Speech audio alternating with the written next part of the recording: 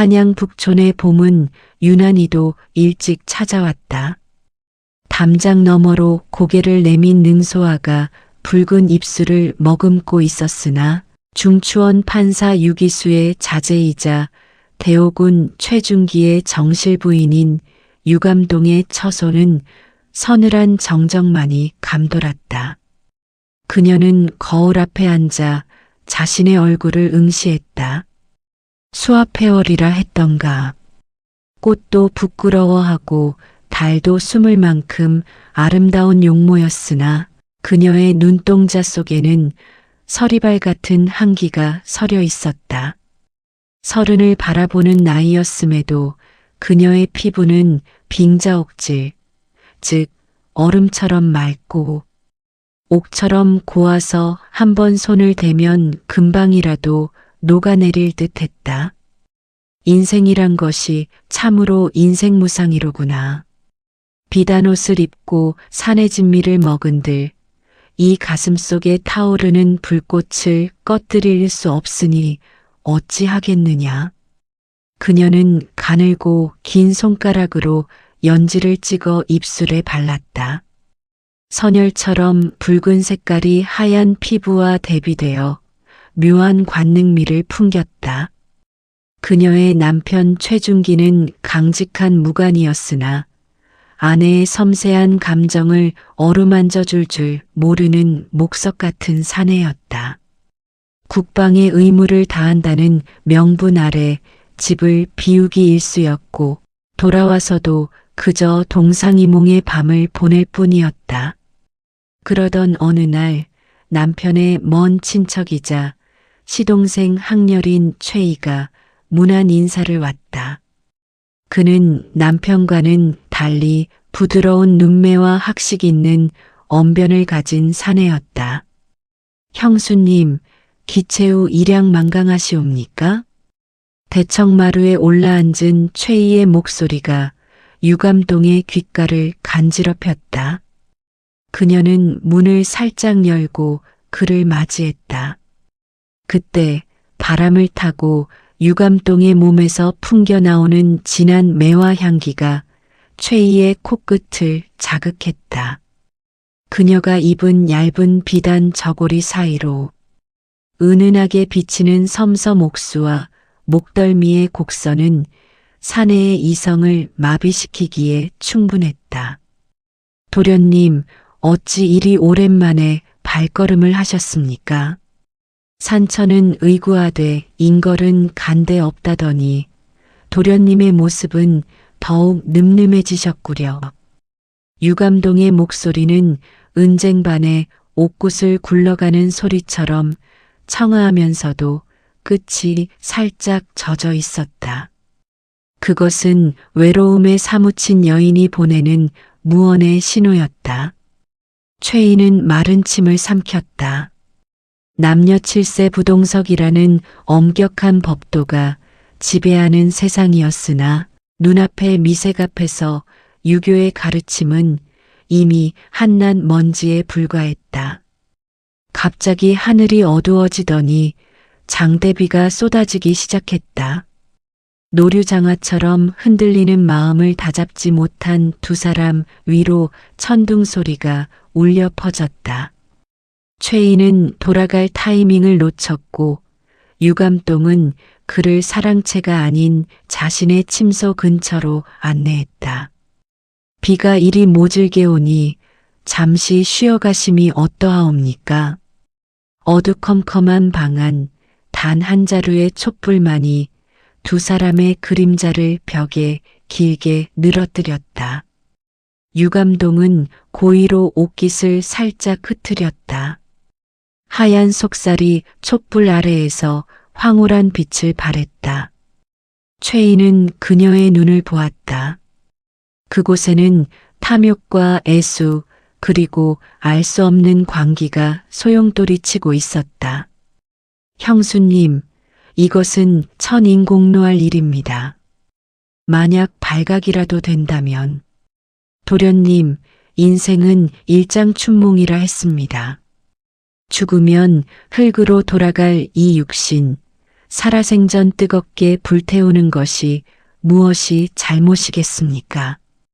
저 차가운 비구름 뒤에 달이 숨었으니 하늘도 우리의 일을 모를 것입니다. 그녀는 대담하게 최희의 손을 잡아 자신의 가슴 위에 얹었다. 심장박동이 거칠게 전해졌다. 그것은 살아있음을 증명하는 북소리였다. 최희는 더 이상 참지 못하고 그녀를 끌어안았다. 억눌려왔던 욕망이 만사형통의 길을 찾은 듯 폭발했다. 방 안은 습기로 가득 찼고 두 사람의 거친 숨소리가 빗소리를 압도했다. 유감동은 마치 물 만난 고기처럼 유연하게 움직였다. 그녀의 신체는 묘한 긴장감과 부드러움을 동시에 지니고 있었다. 사내의 품 안에서 그녀는 더 이상 명문가의 부인이 아니었다. 오직 쾌락만을 쫓는 한 마리의 짐승과 같았다. 아, 이것이 정녕 인간이 누릴 수 있는 극락인가요? 최희는 그녀의 요조 숙녀 같은 외면, 뒤에 숨겨진 요부의 본성을 목격하며 전율했다. 그녀의 허리는 뱀처럼 감겨왔고 피부는 달아오른 화로처럼 뜨거웠다. 이 밤이 지나면 두 사람은 서로를 죽여야 할 정적이나 죄인이 될지도 몰랐으나 지금 이 순간만큼은 염화 미소처럼 서로의 욕망을 이심전심으로 확인하고 있었다. 새벽닭이 울 때쯤 비가 그쳤다. 방 안에는 식어버린 촛농과 흩어진 옷가지들만이 어지럽게 널려 있었다. 유감동은 거울 앞에 서서 헝클어진 머리를 매만졌다. 그녀의 얼굴에는 만족감보다는 허무함이 더 짙게 배어 있었다. 도련님, 이제 가시지요. 어제의 일은 사필기정이라 생각하지 마시고 그저 꿈속의 나비가 꽃을 찾았던 것이라 여기십시오. 최희는 아무 말 없이 방을 나섰다. 그의 뒷모습을 보며 유감동은 낮게 은조렸다. 권불10년 화무십일홍이라. 권력도 꽃의 불금도 오래가지 못하거늘 하물며 인간의 정의야 오죽하겠느냐. 하지만 나는 이 덧없는 길을 계속 갈 것이다. 그것이 내 운명이라면. 그녀의 눈은 이제 남편의 다른 친척들, 그리고 한양 도성의 수많은 사내들을 향해 빛나고 있었다. 이것은 조선을 뒤흔들 거대한 스캔들의 서막이자 한 여인이 자신의 육체를 무기로 세상의 도덕에 던지는 잔혹한 도전장이었다. 최희와의 밀행이 있은 후 유감동의 처소에는 정과는 다른 기류가 감돌았다. 한번 터진 두굴 막을 길엎듯 그녀의 내면에 잠자던 욕망은 이제 기오지세 호랑이 등에 올라탄 형국이 되어 멈출 줄 몰랐다. 명문가의 법도는 그녀에게 격하소양, 즉 신을 신은 채 발바닥을 긁는 것처럼 감질나고 답답한 것이었다. 남편 최준기가 변방의 오랑캐를 막기 위해 철갑을 두르고 전장을 누빌 때 유감동은 한양의 안방에서 스스로의 정조를 허무는 섬세한 전쟁을 치르고 있었다. 그녀는 거울을 보며 생각했다. 인생은 초로와 같아 아침 이슬이 햇살에 쓰러짐과 같은데 어찌 이 짧은 청춘을 독수 공방으로 썩히겠는가. 고진감래라 하였으나 나에게 낙이란 고생 끝에 오는 것이 아니라 금기를 깨는 찰나에 있는 것을.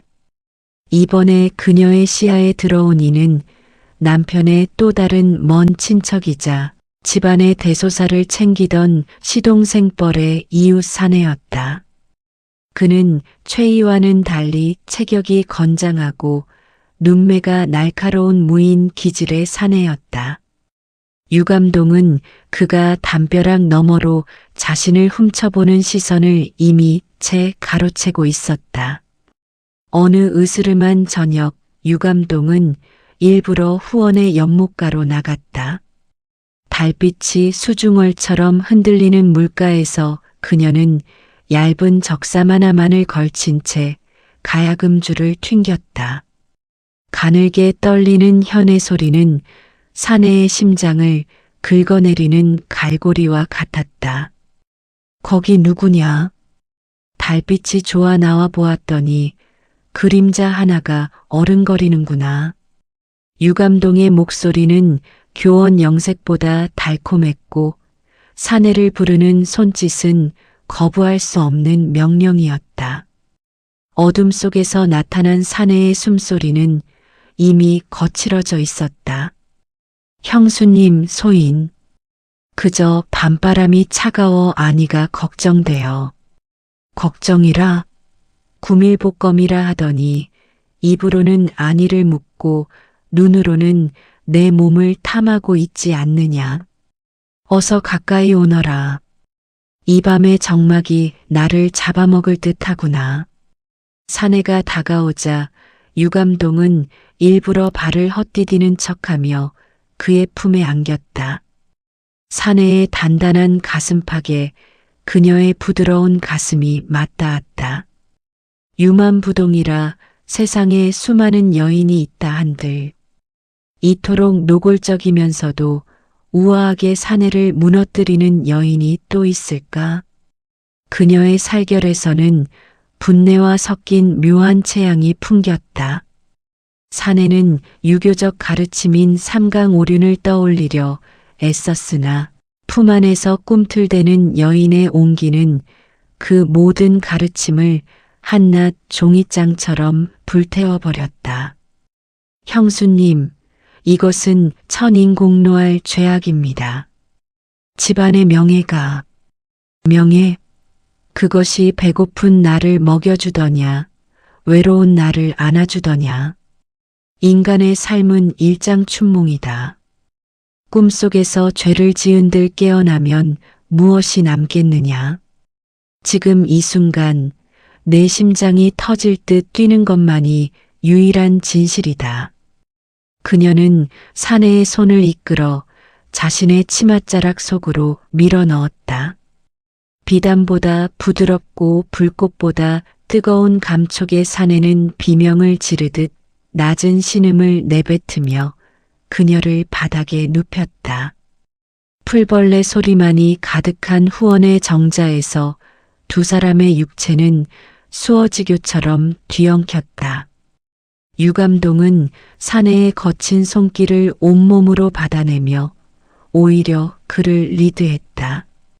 그녀의 다리는 사내의 허리를 단단히 감싸 안았고 고개는 뒤로 젖혀져 하얀 목덜미가 달빛 아래 눈부시게 빛났다. 그녀의 신체 묘사는 실로 요부의 그것이었다. 낙화유수처럼 흐르는 곡선미는 사내의 시각을 마비시켰고 은밀한 곳에서 새어나오는 교성은 청각을 마비시켰다. 그녀는 고통인 듯 환희인 듯 모호한 표정을 지으며 사내의 영혼을 빨아들였다. 더 깊이 들어오너라. 이 찰나의 쾌락이 나의 존재를 증명하느니. 사내는 마치 함정에 빠진 짐승처럼 그녀의 육체라는 수렁에서 허우적거렸다. 그것은 사랑이 아니라 탐욕이었고 연정이 아니라 파멸을 향한 질주였다. 하지만 유감동에게 그것은 지루한 일상을 견디게 하는 유일한 마약이었다. 정사가 끝난 후 사내는 죄책감에 몸을 떨며 급히 의복을 챙겨 떠났다. 홀로 남은 유감동은 흐트러진 머리카락을 쓸어 넘기며 차가운 대지 위에 앉아 있었다. 방금까지 타오르던 열기는 어디론가 사라지고 뼛속까지 시린 한기가 찾아왔다. 정광석화와 같은 순간이구나. 이렇게 뜨거웠던 몸도 결국은 식어 문드러질 것을. 인간은 왜 이토록 덧없는 것에 목숨을 거는가. 그녀는 웃음인지 울음인지 모를 기묘한 소리를 내며 일어섰다. 그녀의 눈에는 이제 슬픔도 수치도 없었다. 오직 다음 사냥감을 향한 갈증만이 서려 있을 뿐이었다. 가련하도다 사내들이여. 그리고 더 가련하도다 나 유감동이여. 우리는 모두 망자제비 소경이 소경을 인도하듯 파멸의 구렁텅이로 서로를 밀어넣고 있구나. 그녀는 당당하게 안채로 걸어 들어갔다. 이제 그녀의 사냥터는 집안의 울타리를 넘어 한양 도성 전체로 뻗어나갈 준비를 마친 상태였다. 조선의 도덕이 가장 높게 치솟았던 세종시대, 가장 낮은 곳에서 육체의 반란을 꿈꾸는 여인의 그림자는 점점 길게 드리워지고 있었다. 한양의 봄은 깊어만 가고 유감동의 집, 담장 너머로 흐드러지게 피어난 도화는 지나가는 사내들의 마음을 설레게 했다. 그러나 정작 그 담장 안 유감동의 심연은 고해성사와 같은 범민 대신 더욱 치밀한 탐닉으로 채워지고 있었다. 이제 그녀의 욕망은 시가의 울타리를 가볍게 뛰어넘어 신분의 고아를 막론한 유만부동의 세계로 뻗어나갔다. 인생이란 참으로 조변석계라. 어제는 정숙한 부인이었으나 오늘은 요부가 되고 내일은 또 누구의 품에서 깨어날지 알 수 없는 것이 아니냐. 그녀는 거울 속에 자신을 보며 서늘하게 웃었다. 그녀의 육체는 날이 갈수록 풍만무쌍해졌으며 눈빛에는 사내의 넋을 빼놓는 한포 고복의 포만감 대신 채워지지 않는 근원적인 갈증이 서려 있었다. 어느 날 부서진 비녀를 고치기 위해 집 안으로 들인 은장이 하나가 그녀의 시선에 머물렀다. 그는 양반과 사내들의 매끈한 손과는 달리 거칠고 투박한 손마디를 가진 천출이었다. 하지만 그 투박한 손이 은을 두드리고 깎아내는 정교한 움직임을 보며 유감동은 묘한 전율을 느꼈다. 그대의 손재주가 귀신 막치기라 하더니 과연 빈말이 아니로구나. 유감동의 목소리가 은장이의 귓가를 스쳤다. 은장이는 감히 고개를 들지 못한 채 몸을 떨었다. 신분지차가 엄격한 법도 아래 양반과 안주인의 육성은 그에게 축복이자 곧 재앙이었다. 마님 과찬이시옵니다. 소인은 그저 먹고 살기 위해 비천한 재주를 부릴 뿐이옵니다. 먹고 사는 것만이 인생의 전부라면 참으로 목부린견이 아니겠느냐. 가까이 오너라. 비녀만 고칠 것이 아니라 내 마음속에 부러진 절개도 고칠 수 있는지 보고 싶구나. 유감동은 은장이를 은밀한 골방으로 불러들였다. 방 안에는 진한 향료 냄새가 진동했고 촛불은 풍전 등화처럼 위태롭게 흔들리고 있었다. 그녀는 스스로 저고리 고름을 풀었다. 하얀 속살이 드러나자 은장이는 눈을 감았으나 유감동은 그의 거친 손을 잡아 자신의 어깨 위에 올렸다. 무엇이 두려우냐? 이 방 안에는 양반도 노비도 없다. 오직 뜨거운 피가 흐르는 사내와 여인만이 있을 뿐이다.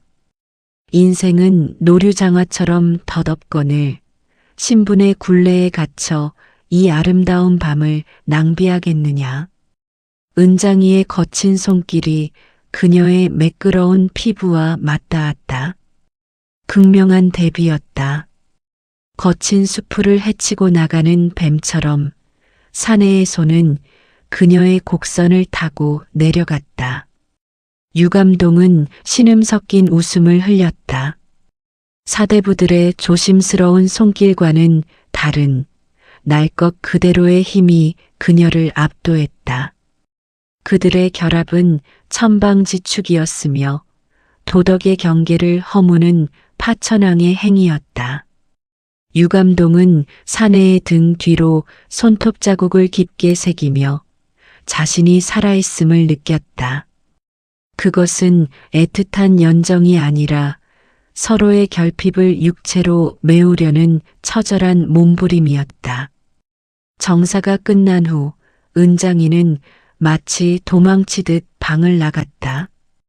홀로 남은 유감동은 흩어진 옷가지를 정리하지 않은 채 멍하니 천장을 바라보았다. 결국은 이것뿐인가. 살과 살이 맞닿아 불꽃을 일으키나 불이 꺼지면 남는 것은 차가운 재뿐이로다. 화무시비롱이라 내 미색도 언젠가는 시들고 이 뜨거운 열기도 식어 문드러질 것을. 인간은 왜 이토록 찰나의 쾌락에 영혼을 파는 것일까? 그녀의 눈가에 이슬이 맺혔다. 그것은 죄책감이 아니라 채워도 채워지지 않는 인간 존재의 근원적인 허무함에서 오는 눈물이었다. 안빈낙도를 읊조리는 선비들의 세상 뒤편에서 그녀는 육체의 극단을 달림으로써 오히려 정신의 공허함을 증명하고 있었다. 이후로도 그녀의 침소를 거쳐간 사내들은 셀 수 없이 많았다. 때로는 장안의 내로라 하는 악공이었고 때로는 시장 바닥의 건장한 장사치였다. 그녀는 사내들을 대할 때마다 각기 다른 가면을 썼다. 누군가에게는 고고한 학 같았고 누군가에게는 굶주린 암사자 같았다. 한양 도성에는 묘한 소문이 돌기 시작했다.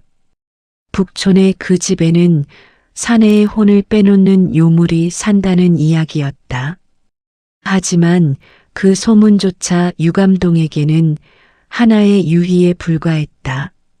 나를 요부라 부르든 창기라 부르든 상관없다. 사필기정이라 하여 결국 내가 벌을 받게 된다 해도 나는 인읍 속에서 끝까지 춤을 추리라.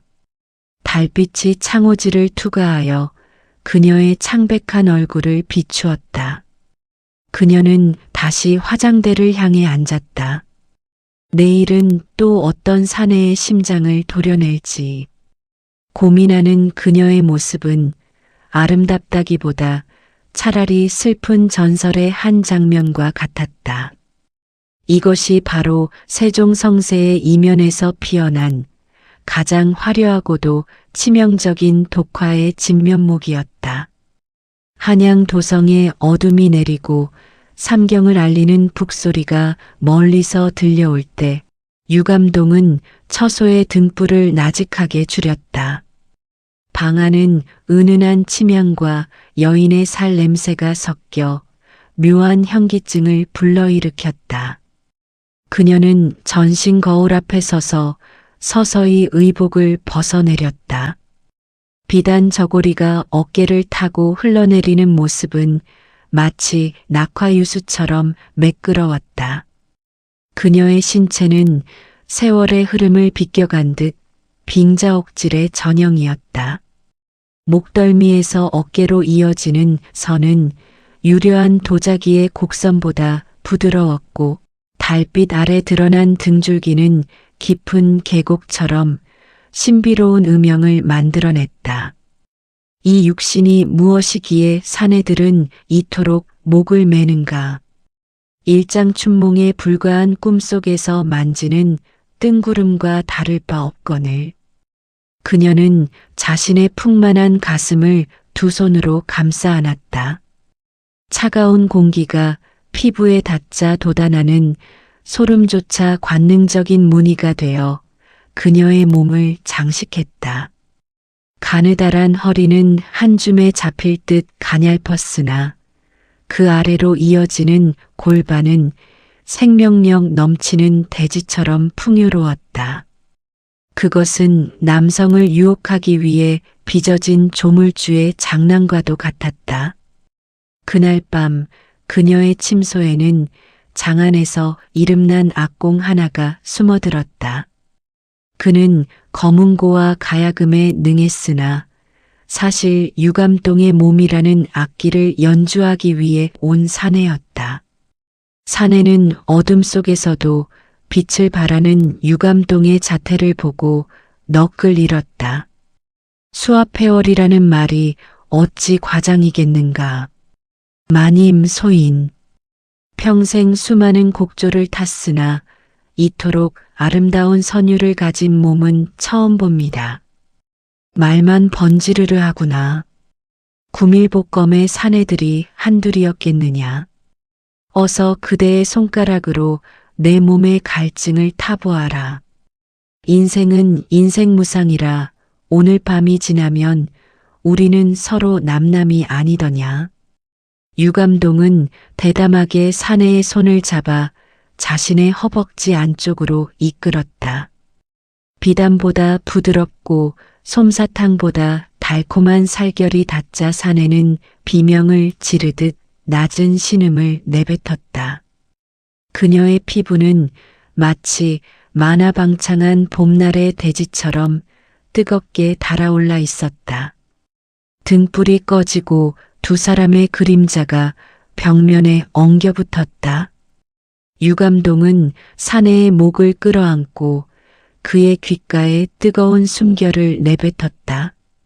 그녀의 교성은 은쟁반의 옥굿을 굴러가는 소리가 아니라 굶주린 맹수가 먹잇감을 탐할 때 내는 은밀한 진동이었다. 아, 인생이란 참으로 정광석화와 같구나. 이 뜨거운 혈기가 식기 전에 나를 더 깊이 탐해다오. 그녀의 신체 묘사는 실로 적나라했다. 사내의 거친 손길이 지나갈 때마다 그녀의 몸은 활처럼 휘어졌고 땀방울이 맺힌 피부는 진주알처럼 빛났다. 사내의 무게를 받아내는 그녀의 골반은 거대한 파도를 받아내는 해안선처럼 유연하면서도 강인했다. 그것은 단순한 정사가 아니었다. 도덕과 윤리가 지배하는 조선이라는 거대한 성벽을 향해 자신의 육체를 망치 삼아 휘두르는 파격의 몸짓이었다. 유감동은 사내의 품 안에서 죽음을 경험하듯 눈을 감았고 다시 태어나듯 눈을 떴다. 정염의 불꽃이 사그라든 새벽 방 안에는 땀 냄새와 흐트러진 정적만이 남았다. 유감동은 헝클어진 머리칼을 뒤로 넘기며 차가운 찬물을 들이켰다. 사내는 마치 상가집 개처럼 기운이 빠진 채 고개를 숙이고 있었다. 무엇이 그리 슬프냐? 사내들은 항상 일을 치르고 나면 성인군자인 척을 하더구나. 표리부동한 그 모습이 참으로 가소롭다. 소인은 그저 이 순간이 지나면 다시 비천한 악공으로 돌아가야 한다는 것이 서러울 뿐입니다. 돌아가는 것이 당연한 이치다. 생자필멸이라 하였으니 태어난 것은 반드시 죽고 만난 것은 반드시 헤어지는 법. 우리 또한 이 찰나의 쾌락으로 잠시 인연을 맺었을 뿐 본래 각자의 길을 가는 나그네에 불과하다.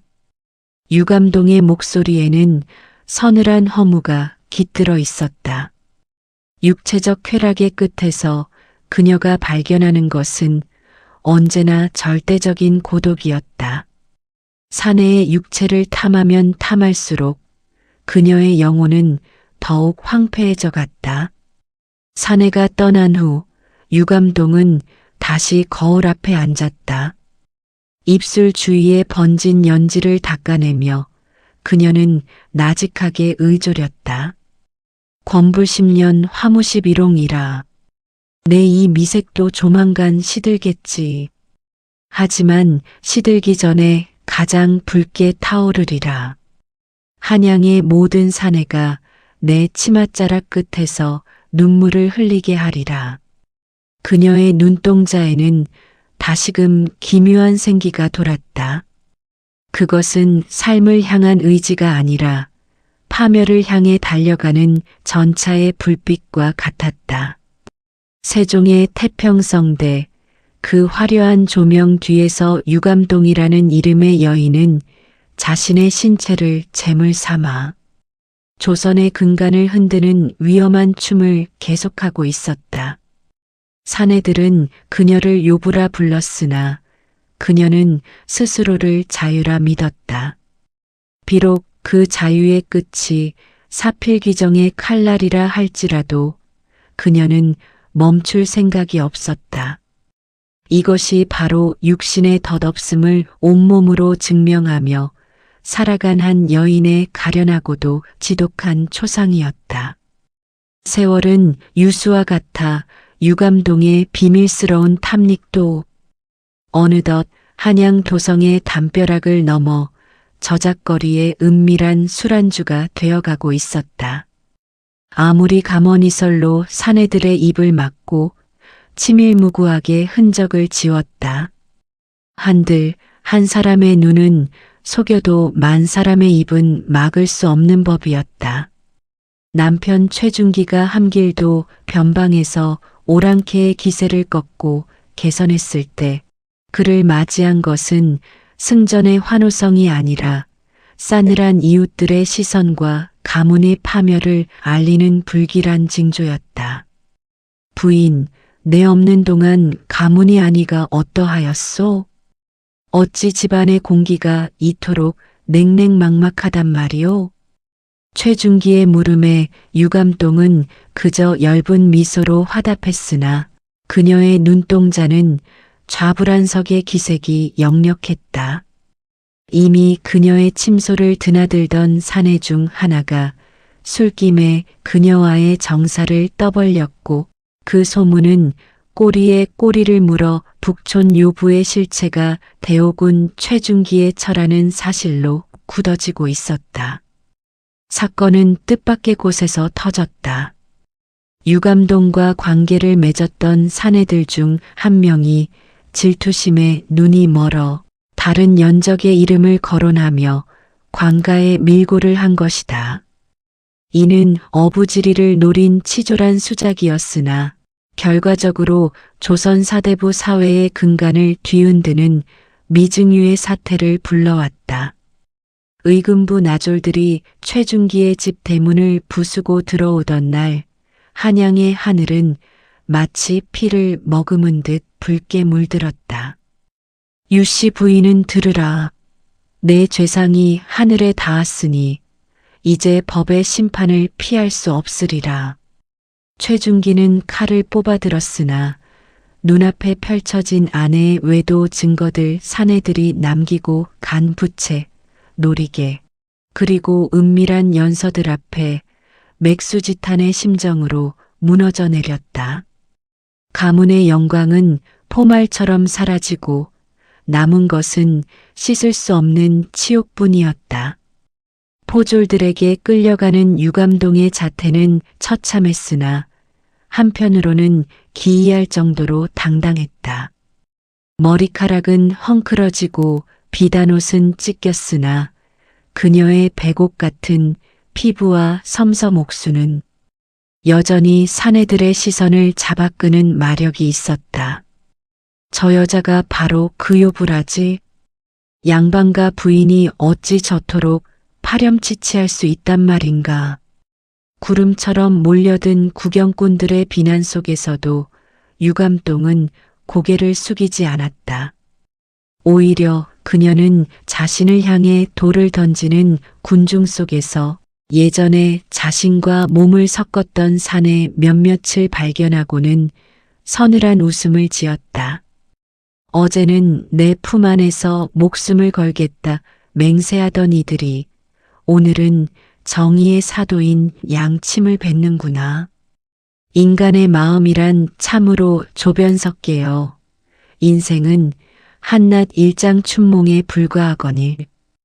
어둡고 습한 의금부 취조실. 유감동을 국문하기 위해 앉은 수사관은 당대 엄격하기로 소문난 형조 정랑이었다. 그러나 그 역시 유감동의 앞에 앉는 순간 숨이 멎는 듯한 압박감을 느꼈다. 신문 도중 유감동은 일부러 어깨에 걸친 수의를 살짝 내렸다.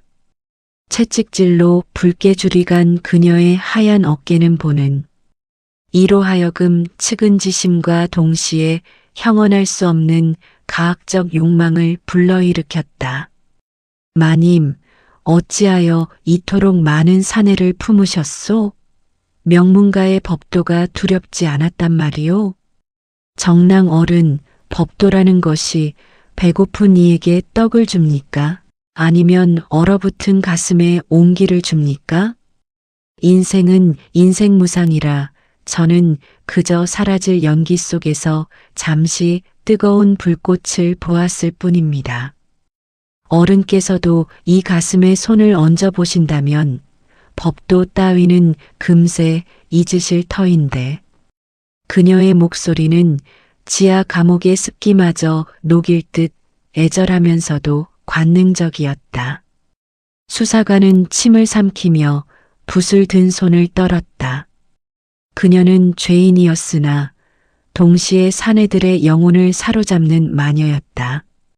유감동의 체포 소식은 한양 도성 전체를 공포와 호기심의 도가니로 몰아넣었다. 그녀와 한 번이라도 눈을 맞춘 적이 있는 관리들은 밤잠을 설쳤으며 그녀의 입에서 제 이름이 나올까봐 전전긍긍했다. 반면 여염집 안악들은 그녀를 천하의 몹쓸 년이라 욕하면서도 속으로는 그녀가 누렸을 금지된 쾌락의 깊이를 궁금해했다. 유교의 도덕이 지배하던 조선 사회라는 견고한 성벽에 유감동이라는 작은 균열이 생겼고 그 균열은 이제 걷잡을 수 없이 커져가고 있었다. 보게나 이제 조정에 높으신 분들도 여럿 목이 날아가게 생겼네. 사필기정이라지만 저 여인의 미색이 너무 아까워 법도 무용지물이 되는 게 아닐지 모르겠군. 달빛도 없는 그날 밤 유감동은 감옥 창살 너머로 보이는 손바닥만 한 하늘을 보며 나직하게 의조렸다. 내일이면 내 입술이 칼날이 되어 그대들을 뵐 것이니 사내들이여 부디 오늘 밤을 마지막으로 편히 쉬어두게나. 이것은 단순한 간통 사건이 아니었다. 조선의 권력 구조를 뿌리째 흔들 대폭풍의 전야였다.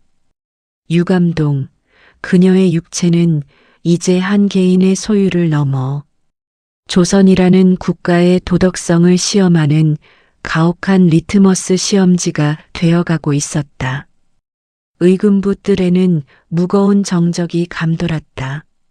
세종대왕의 엄명에 따라 설치된 국문장에는 형조판서와 대사원을 비롯한 조정의 실권자들이 서슬 퍼런 눈으로 자리를 지키고 있었다. 그들의 앞에는 형틀에 묶인 한 여인이 있었다. 유감동. 비록 며칠간의 옥고로 안색은 초췌했으나 그녀의 눈빛만은 형형색색하게 빛나며 좌중을 압도하고 있었다. 죄인 유씨는 들으라.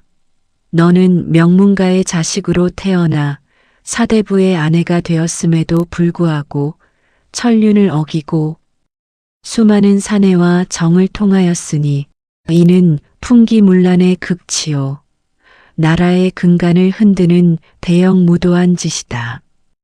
이제라도 너와 함께 음행을 저지른 자들의 이름을 낱낱이 고하여 죄를 씻도록 하라. 신문을 맡은 판관의 목소리가 쩌렁쩌렁 울렸으나 유감동은 입가에 비스듬히 비웃음을 머금었다. 그녀는 천천히 고개를 들어 하늘을 보았다. 구름 한 점 없는 가을 하늘이 야속하리만큼 푸르렀다. 판관나리, 인생은 일장춘몽이라 하였습니다. 꿈속에서 나비가 되어 꽃을 찾아다닌 것이 어찌 죄가 된단 말씀입니까? 저 푸른 하늘이 증명하듯 저는 그저 제 마음이 시키는 대로, 제 육신이 원하는 대로 불꽃처럼 살았을 뿐입니다. 판관이 노하여 주리를 틀 것을 명하려 하자 유감동이 차갑게 가로막았다. 고통을 주실 필요 없습니다. 어차피 제 기억 속에 그 사내들은 전리품처럼 박혀 있으니까요. 자, 붓을 드십시오. 한양의 도덕이 얼마나 허례허식에 가득 찼는지 제가 직접 보여드리지요. 그녀는 숨도 쉬지 않고 이름을 나열하기 시작했다. 그 입술에서 나오는 이름 하나하나가 날카로운 비수가 되어 조정 대신들의 가슴에 꽂혔다. 첫째는 전직 판서 노신이요. 둘째는 대원 김여로입니다. 그들은 대궐에서는 공자와 맹자를 논하였으나 제품 안에서는 그저 굶주린 짐승처럼 애걸하던 가련한 사내들이었지요. 회의장은 술렁이기 시작했다. 거론된 이름들이 하나같이 조정의 핵심 인물들이었기 때문이다.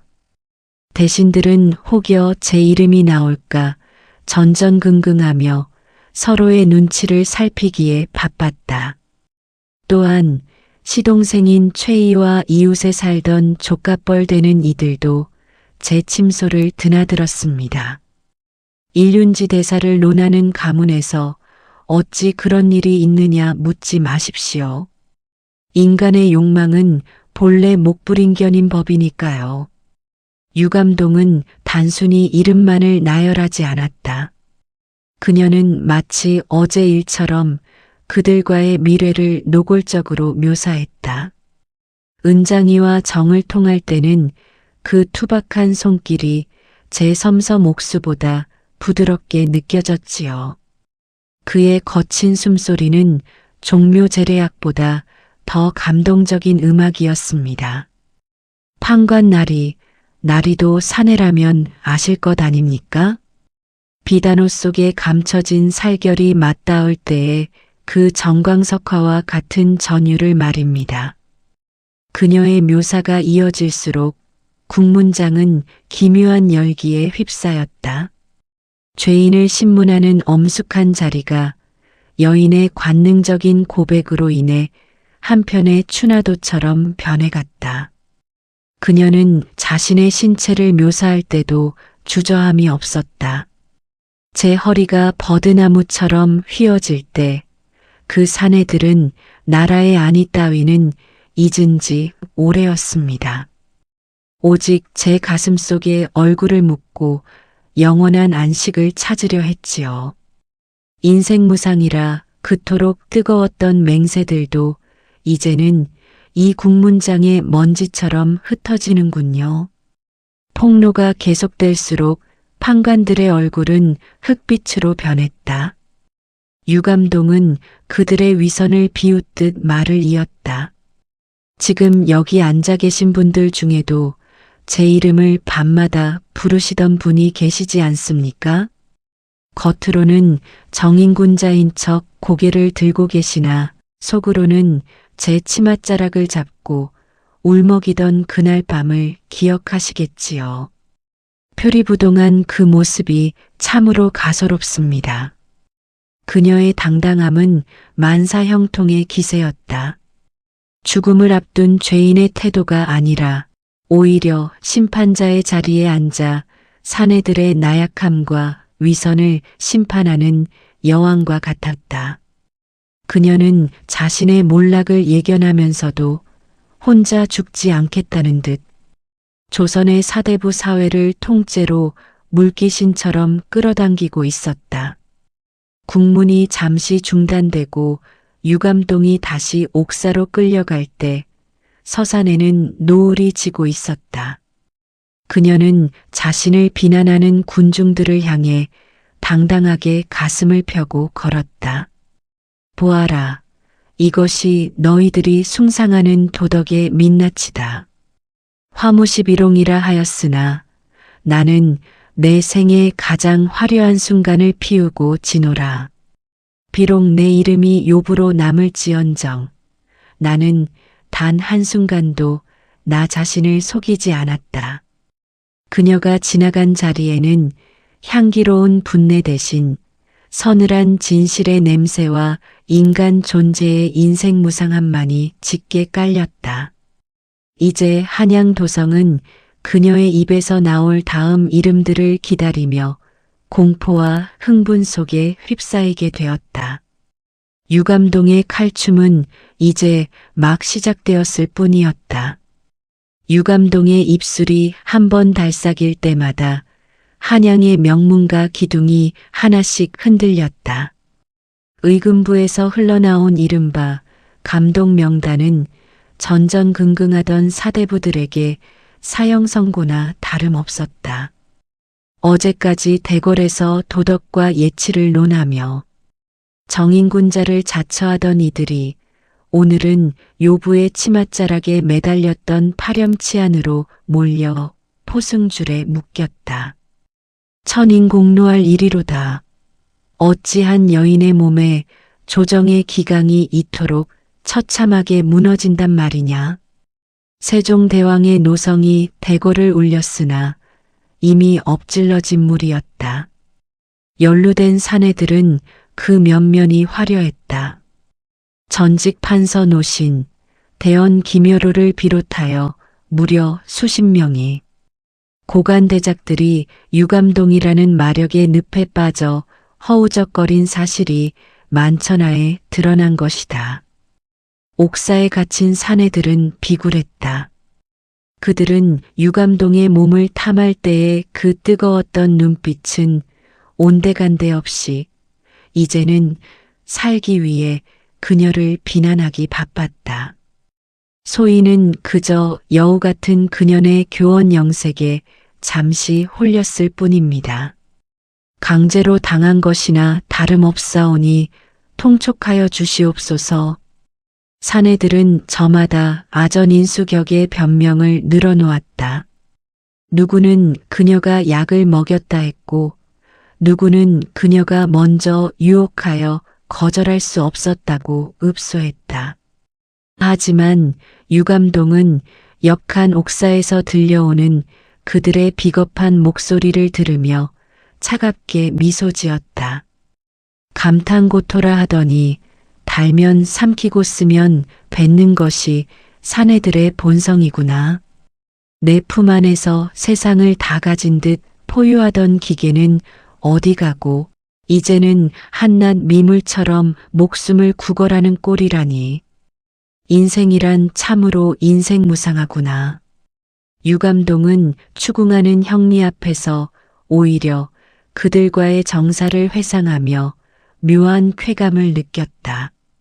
그녀는 특히 황희 정승의 아들이나 권세가들의 자제들과 가졌던 미래를 마치 추나도를 그리듯 상세히 묘사했다.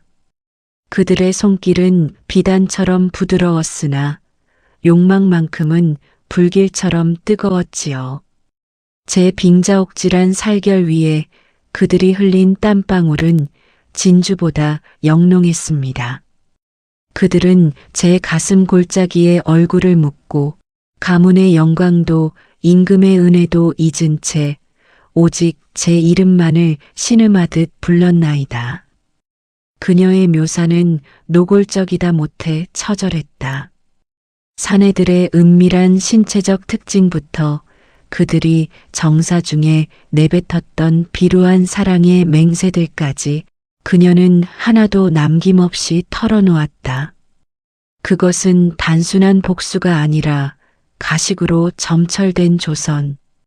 사대부 사회의 껍데기를 벗겨내려는 고육지책과도 같았다. 조정은 그야말로 아수라장이었다. 유감동과 관계를 맺은 사내뿐만 아니라 그들의 가문 전체가 풍비박산의 위기에 처했다. 파직은 예사요. 유배 행렬이 끊이지 않았다. 명문가 부인들은 남편의 부정을 저주하며 자결하거나 머리를 깎고 산으로 들어갔다. 북촌의 화려한 저택들에는 곡소리가 끊이지 않았고 화무시비롱의 경고처럼 권세의 붉은 꽃들은 추풍낙엽처럼 떨어져 나갔다. 어찌하여 저 요부 하나 때문에 나라가 이 꼴이 된단 말인가. 백성들의 탄식 속에서도 유감동은 흔들림이 없었다. 그녀는 옥중에서도 자신의 머리카락을 정성스레 빗으며 다가올 운명을 기다렸다. 그녀에게 사내들이란 이제 더 이상 욕망의 대상이 아니라 자신의 삶이 얼마나 허장성세로 가득 찼는지를 증명해주는 거울일 뿐이었다. 유감동의 폭로로 조정의 물갈이가 시작되었으나 그것은 누군가에게는 또 다른 기회였고 누군가에게는 영원한 몰락이었다. 유감동은 쇠창살 사이로 들어오는 한 줄기 달빛을 보며 생각했다. 나를 품었던 사내들이여, 그대들은 이제 나를 원망하겠지. 하지만 그대들이 탐했던 것은 내 육신이 아니라 그대들 내면에 일그러진 욕망이었음을 왜 모르는가. 생자필멸이라 우리의 육신은 흙으로 돌아가겠으나 이 지독했던 밤의 기억은 역사가 되어 남으리라. 그녀의 눈가에 흐르는 눈물은 사내들을 향한 미련이 아니었다. 인간이라는 존재가 지닌 참을 수 없는 가벼움과 그 가벼움에 명을 거는 인생무상에 대한 서글픈 조롱이었다.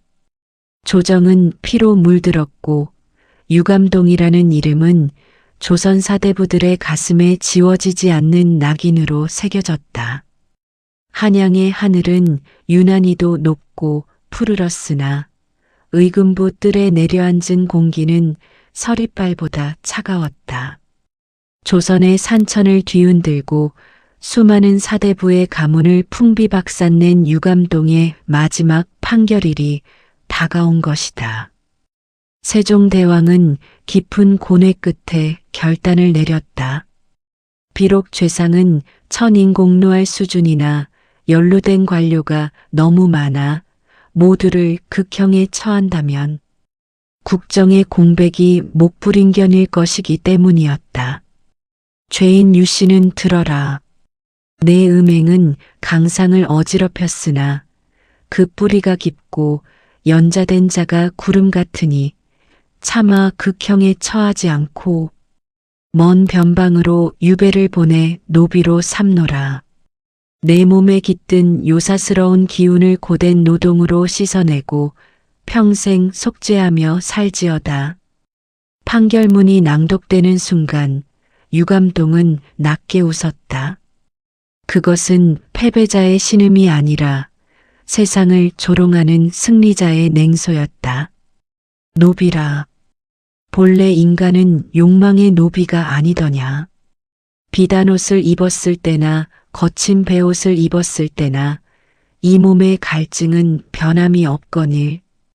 인생무상이라 한때 판서의 아내였던 자가 이제는 관아의 종이 되는 것도 결국 일장춘몽의 한 대목일 뿐이로다. 한양 도성을 떠나 유배지로 향하는 길, 유감동의 양손에는 수갑이 채워졌고 목에는 무거운 칼이 씌워졌다. 그러나 길가에 모여든 사내들은 그녀를 욕하면서도 그녀의 흐트러진 모습에서 풍겨나오는 기묘한 관능미에 다시금 침을 삼켰다.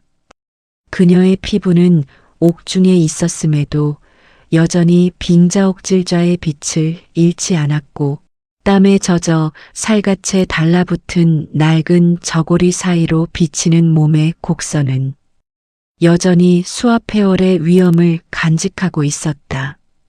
보게나 저 여자의 눈빛을. 죄인의 신세임에도 어찌 저리 당당하고 유염하단 말인가. 유감동은 자신을 구경하는 사내들을 향해 입술을 살짝 깨물며 윙크를 던졌다.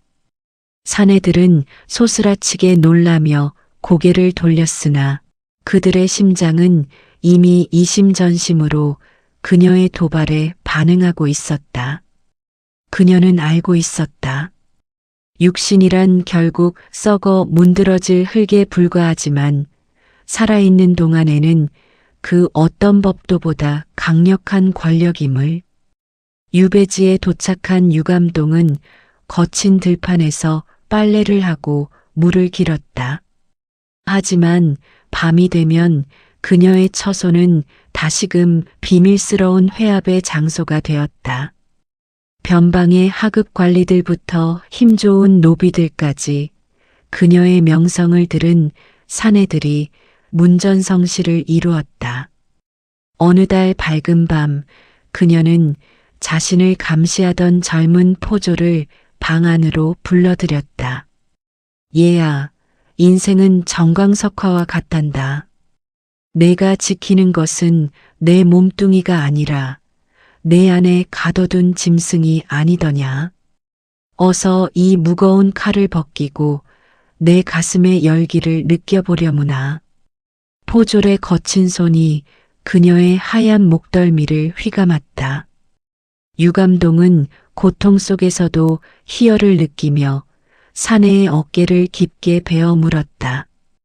그녀의 신체는 세월의 풍파를 겪으며 더욱 노련해졌고 사내를 파멸로 이끄는 기술은 이제 입신의 경지에 도달해 있었다. 아, 이것이 정녕 노비의 몸이란 말이냐. 극락이 따로 없구나. 사내의 신음 속에 유감동은 눈을 감았다. 그녀의 머릿속에는 한양에서 보냈던 화려한 밤들이 주마등처럼 스쳐 지나갔다. 회자 정리라 만난 자는 반드시 헤어지는 법이나 그 정의 흔적만큼은 살갗에 문신처럼 새겨져 지워지지 않았다. 세월이 흘러 유감동의 이름은 관가의 기록에서 점차 사라졌으나 야사와 민초들의 입을 통해서는 영원한 전설이 되었다. 어우동, 장록수와 더불어 조선의 기틀을 흔든 3대 요부라는 낙인은 그녀가 죽은 뒤에도 그림자처럼 따라다녔다. 그녀의 말년은 쓸쓸했다고 전해진다. 한때 사내들의 너클 쏙 빼놓았던 섬섬 옥수는 거칠어지고 버드나무 같은 허리는 굽어갔다. 그녀는 바닷가 절벽에 앉아지는 해를 바라보며 마지막 시 한 수를 의조렸다. 꽃은 피어 붉었으나 바람에 지고 정은 깊어 뜨거웠으나 제가 되었네. 권불 10년이요 화무십일홍이라 내 사랑도 내 욕망도 저 파도에 씻겨가는구나. 그것은 자신의 삶에 대한 후회가 아니라 인간이라는 존재가 지닌 근원적인 허무에 대한 헌사였다.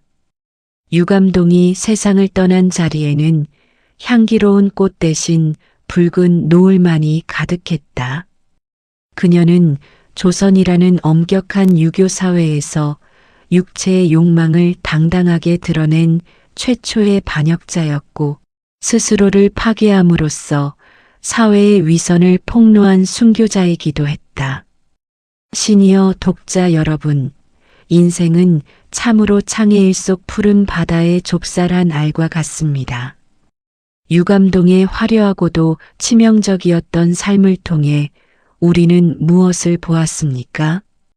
뜨거운 육신의 대화 뒤에 남는 것은 결국 차가운 기록뿐입니다. 하지만 지금 이 순간 누군가의 손을 잡고 온기를 느낄 수 있다면 그것 또한 인생이 주는 작은 축복이 아니겠습니까? 인생 무상을 논하기에 앞서 오늘 하루를 뜨겁게 사랑하시길 바랍니다.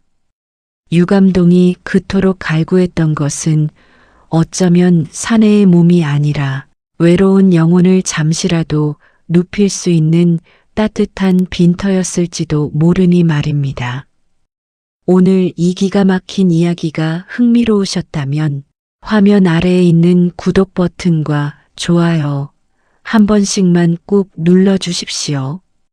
어르신들의 소중한 응원 한 번이 저희 같은 영상 제작자들에게는 천군만마와 같은 큰 힘이 됩니다.